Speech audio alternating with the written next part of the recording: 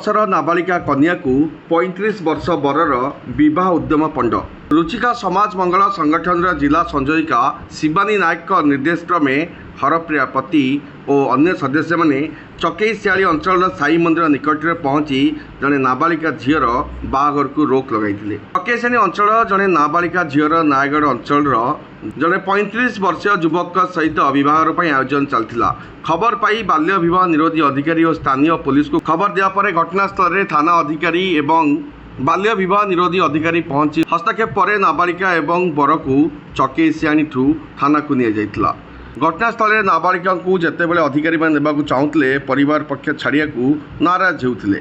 अनेक ठेलापेला मध्य नाबालिका झील को बाल्य विवाह निरोध अधिकारी माने निज कब्जा को नहीं। सरकार बाल्य विवाह निरोध पर एत आईन प्रणयन कले सबु धर्मीय स्थान को बाल्य मुक्त करते केउ परिस्थिति में मंदिर कर्तृपक्ष विभाग में अनुमति देले से विषय पुलिस खोलताड़ करुच्ची। तेज आस नजर पकड़ा कौन कहते रुचिका समाज मंगल संगठन कार्यनिर्वाही अधिकारी वेणुधर सेनापति। Bureau report UBC news. एवं या उपरे वर्तमान तर्जमा चली पुलिस से पर्यंत रेजिस्टर्ड करना एफआईआर टी को पिलाटी की जो 17 गोटे से जो बाहाघरटी होता है गोटे 17 वर्षर झी एवं गोटे 35 वर्षर पुओ सहित विवाह करथिला।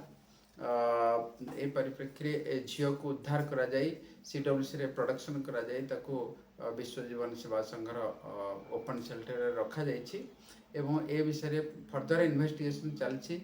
रुचिका समाज मंगल संगठन तरफ झीलटी की काउंसलिंग चलछि एवं ताको कि प्रकार साहाय्य करा जाय परिबो तार मध्य आमे कार्यपंथा निर्णय करूछु।